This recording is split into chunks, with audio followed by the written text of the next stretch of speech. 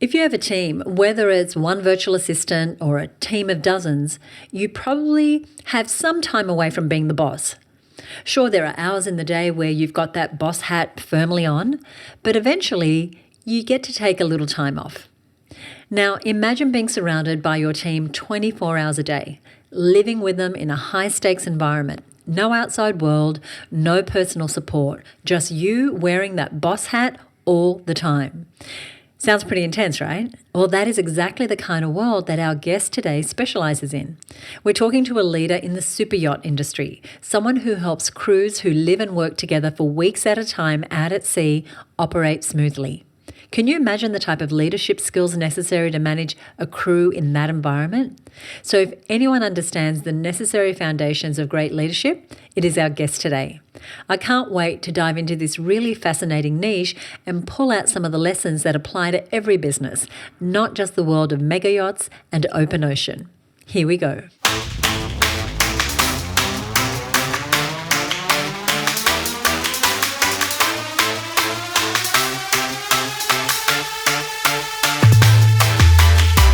Hello, and welcome to the Her Business Podcast. I'm Susie Daphnis, I'm your host and the CEO at Her Business. Now, not many people are familiar with the super yachting industry, so why have I asked a leader in that niche to join us on the podcast today? Well, because that type of high-stakes, high-intensity environment outlines with glaring accuracy just how much great leadership matters. And while you might not find yourself out at sea with your team anytime soon, our guest has some absolute gems that are applicable to your leadership style and your ability to guide your team even on land. So today, I am thrilled to be joined by Her Business member, Karine Rayson. Karine is a globally recognized leader in the fields of mental health and leadership development within the super yacht industry. And as the director of The Crew Coach, she is reshaping how leadership is taught and practiced in her industry. With her background in organizational psychology, today she is showing us how she blends together practical and psychology-based tools with a deep understanding of team dynamics.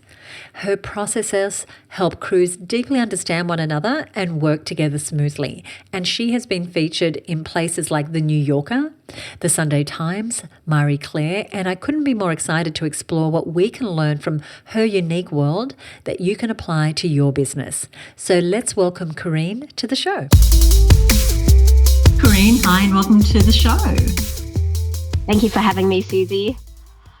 I'm very excited about this conversation. We're talking about leadership quite a lot right now inside of the community, and you have a truly unique type of business. Could you start by just telling us a little bit about what you do and how you got into this line of work? Sure. So I used to work in the super yacht industry myself over a decade ago and then transitioned land-based, ended up working for the Department of Justice, New South Wales in maximum security prisons and realized the parallels between prison and the super yacht industry and thought, let me do some research. I did a business degree along with already having my psychology, organizational psychology and counseling degrees. And the research showed the same problems existed as I was in the industry as crew, and predominantly around mental health, lack of mental health support, I would say, and toxic leadership or leaders not knowing how to lead. So using my knowledge, I went back to the industry to solve those exact problems. So good. How fascinating. Fascinating. And I imagine in that time, well, specifically in the yachting world, you've worked with high-performance teams. We'll come back and talk more about the psychology part of what you do, but you've worked with high-performing teams and probably some not so high-performing. What do you think are the biggest things that differentiate, a really high-performing team from one that isn't, that would be relevant to the small business owners who are listening? I would say seamless collaboration. I think that is the epitome of a high-performing team where there's transparency, open communication. You don't feel intimidated by feedback, whether it's receiving or delivering feedback. And I would say the opposite of that is egocentric leadership and leading by rank, as we call it in our industry, or authority. So obviously there's different types of management and leadership styles, and it's important for you as a leader to be adaptive and reflect on your own leadership style and what makes you unique, and employ the different management and leadership styles out there to the situation that you're involved in. And when it comes to that collaboration, of course, in your industry, you said it can be a life and death sort of situation.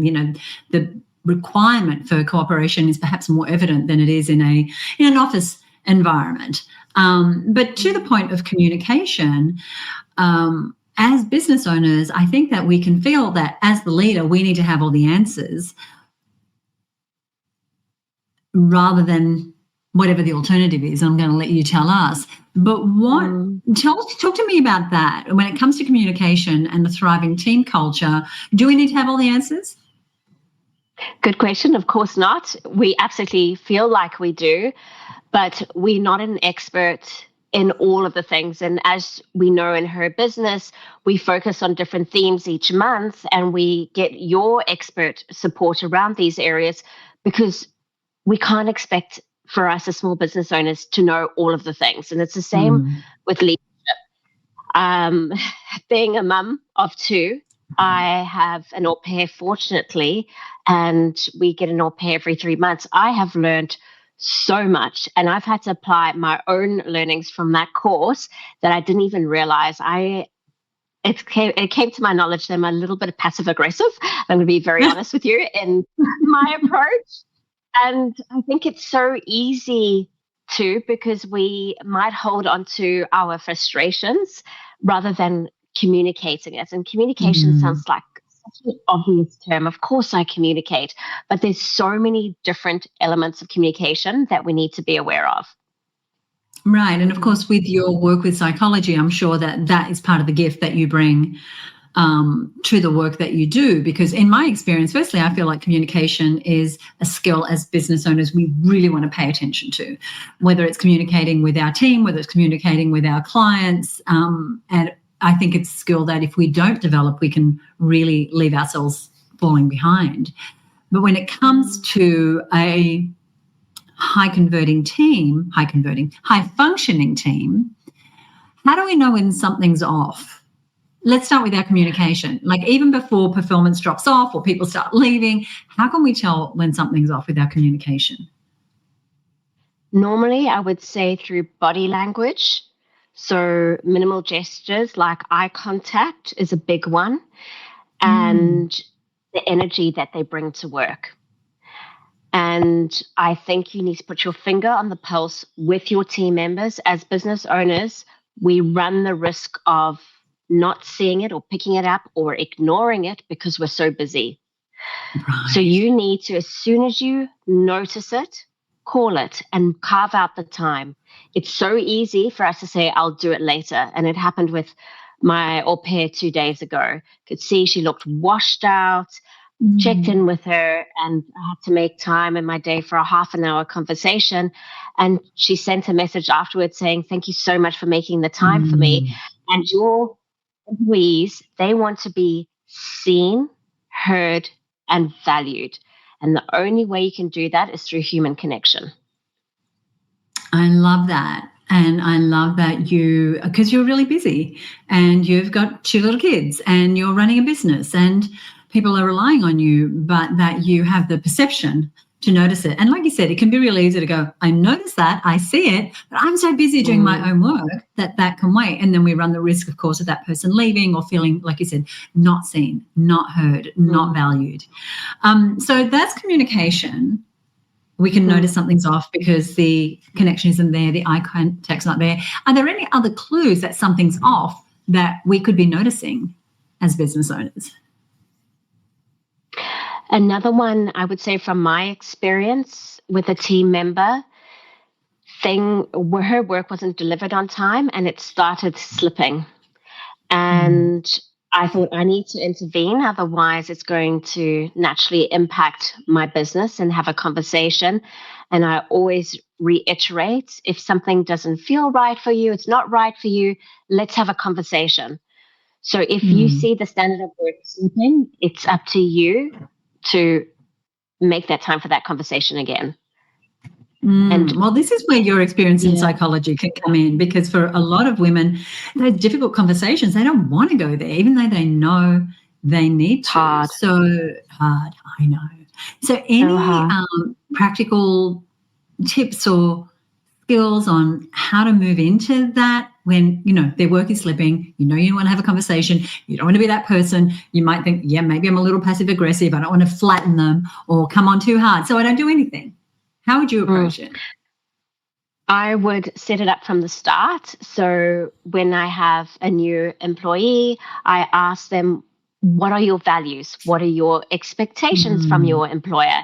And then we start having a conversation that is mutual around what we both value in the workplace and how can we support one another to get there, so that when it comes later down the track and there's a issue that comes up, it's not a brand new conversation. You can refer to that initial discussion you had.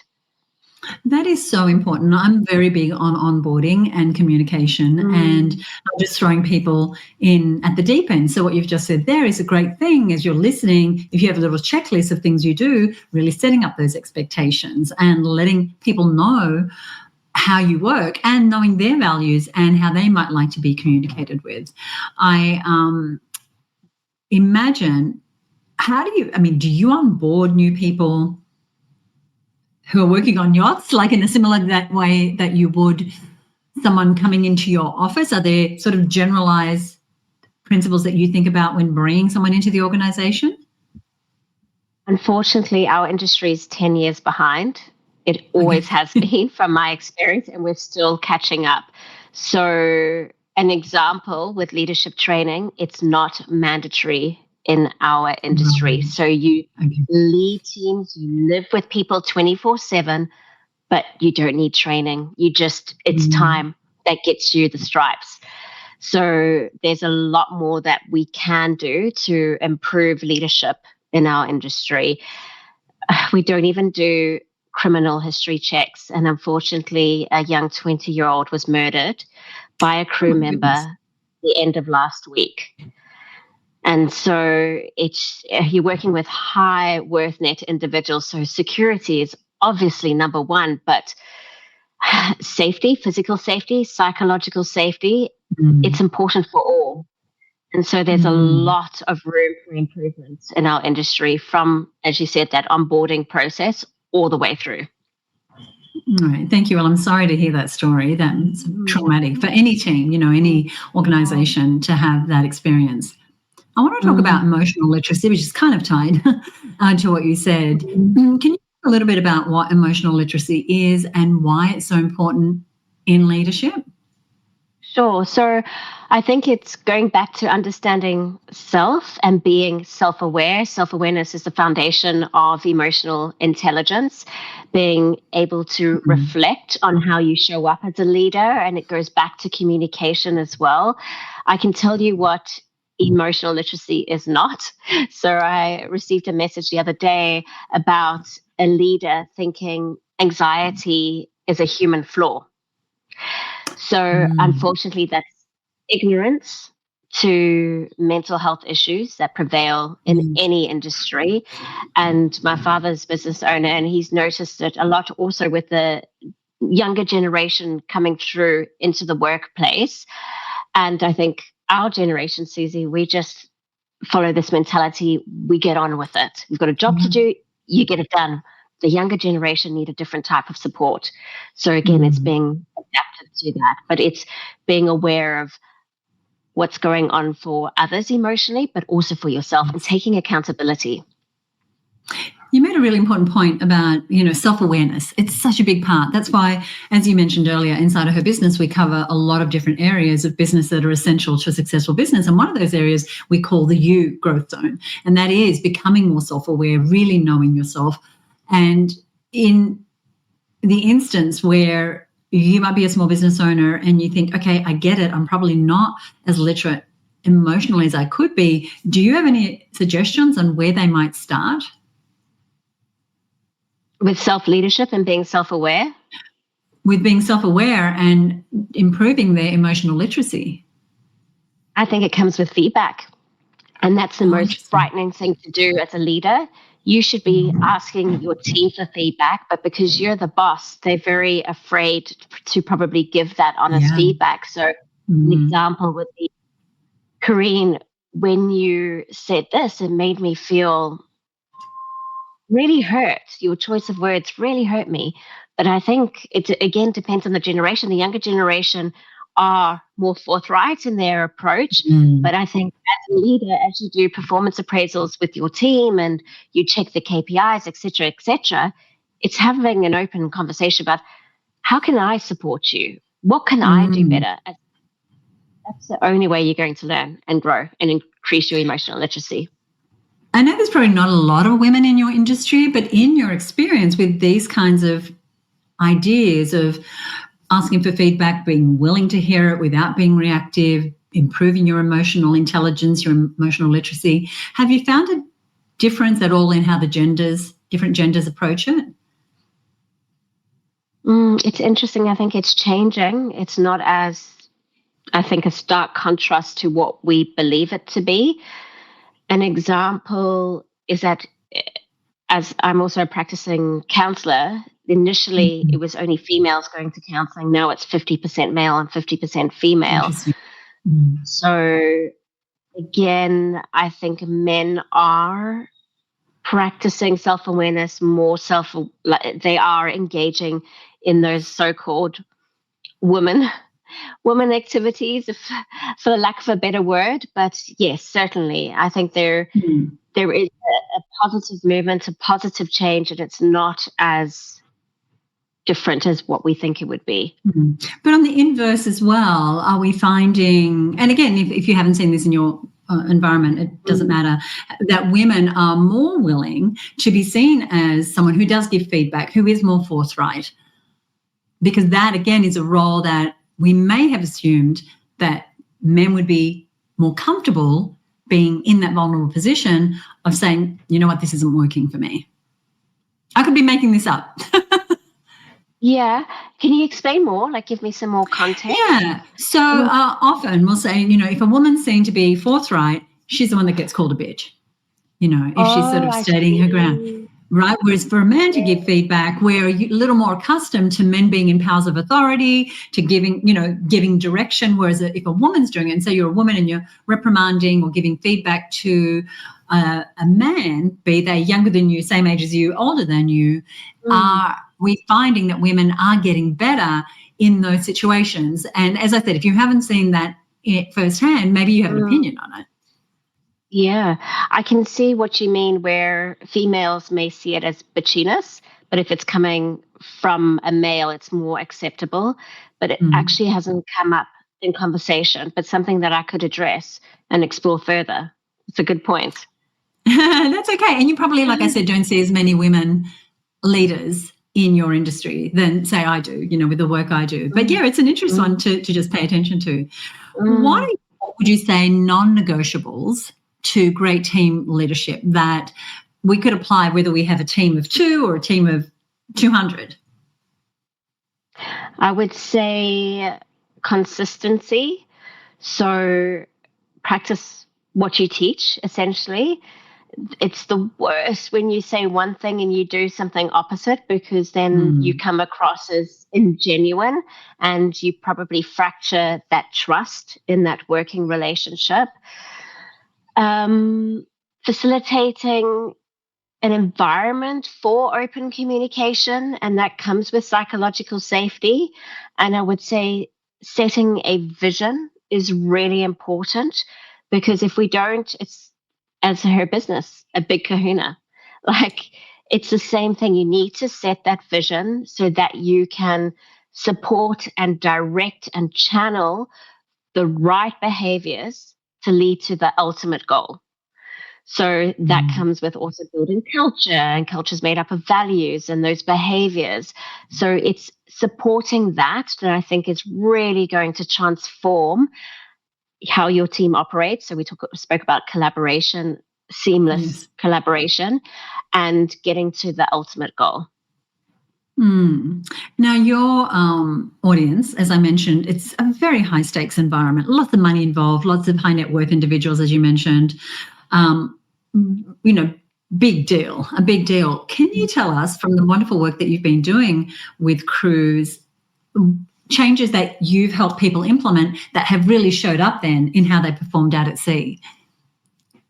Is there a story you can share with us? Yeah. I think it's the change in concept of leadership, especially with men. So as you described, with men, it might be top, bottom direction. This is what I need you to do, more authoritative style of leadership. In the advanced leadership course, we teach you how to be a facilitator, and you know very well what that entails. So again, it's stepping back, it's allowing your team to have the discussion, and you create those boundaries and safe space for them to be able to open up freely. And they have now learned to run their own workshops in soft skills development, which has never been a focus in our industry. It's all about the hard skills. And they've been blown away on how their team have opened up. They are more connected. And then one of the captains said that he's found more purpose and meaning in his role. He's not just a bus driver, as we call it, like just driving a vessel. And, his job is involving people on a day-to-day basis. It's a service industry. And now he has meaning in his work where he didn't have that before. And that's all through learning those soft skills that are required to be an effective leader.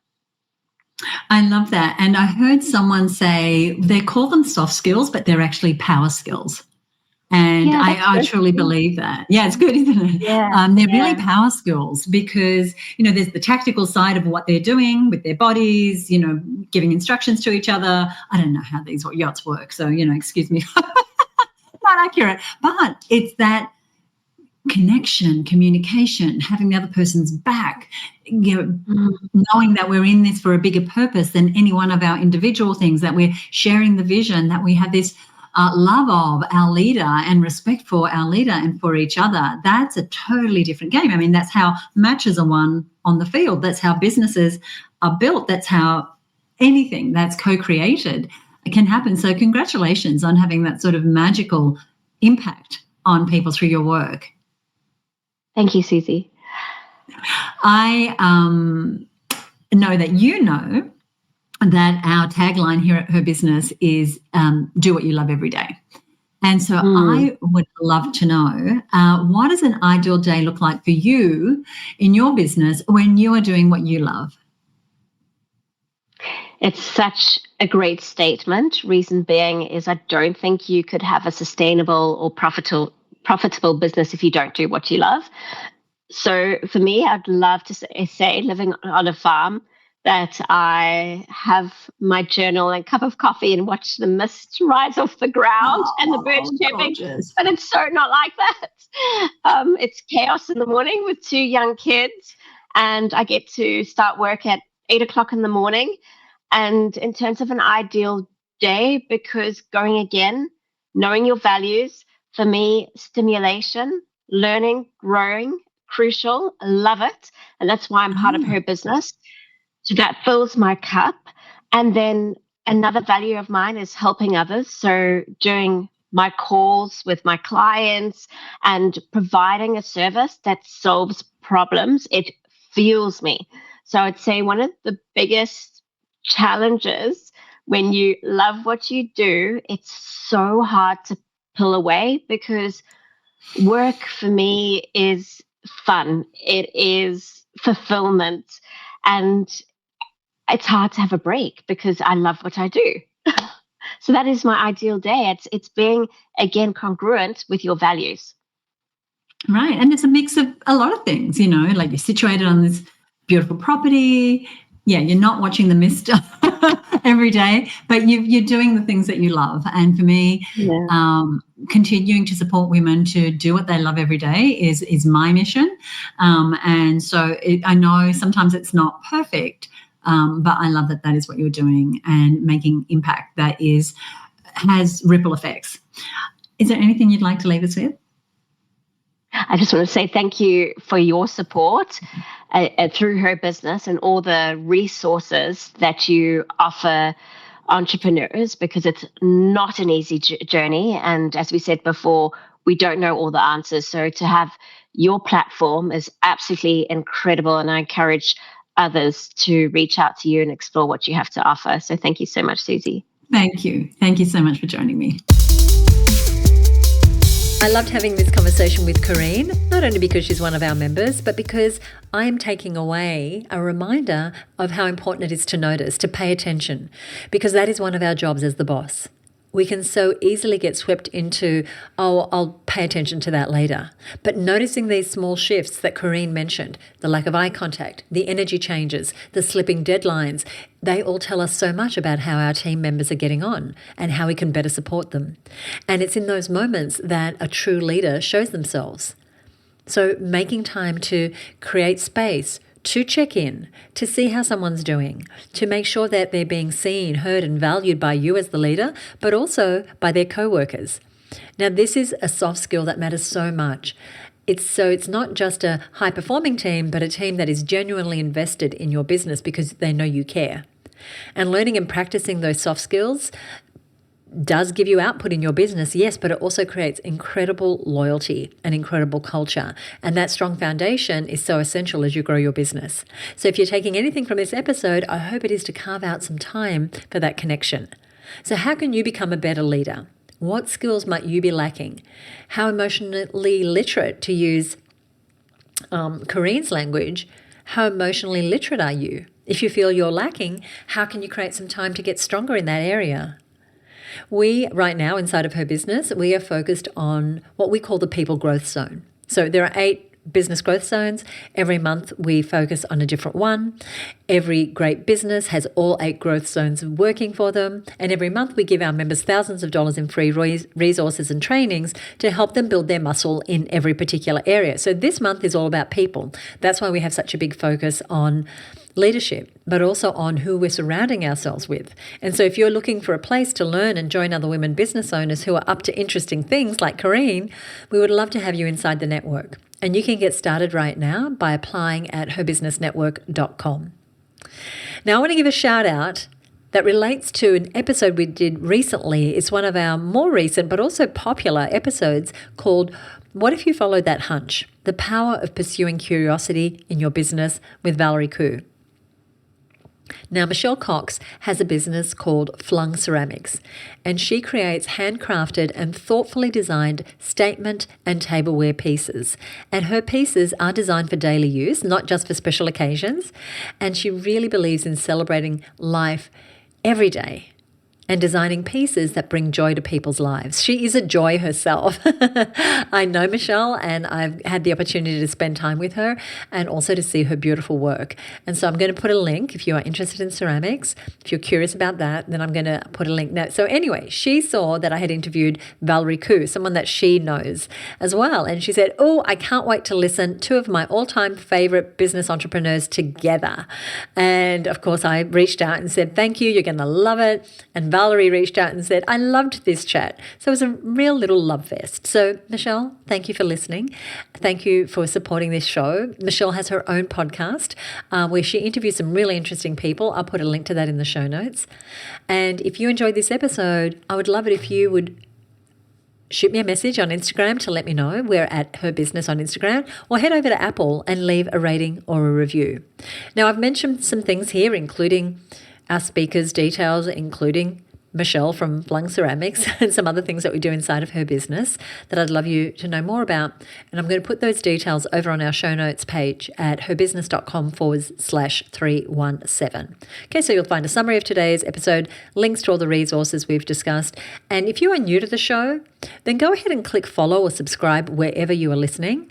And thank you so much for joining me today. I hope you'll join me next week for more inspiring stories, lessons from successful female entrepreneurs, and a whole lot more. I'll see you next week, right here on the Her Business Podcast. Bye for now.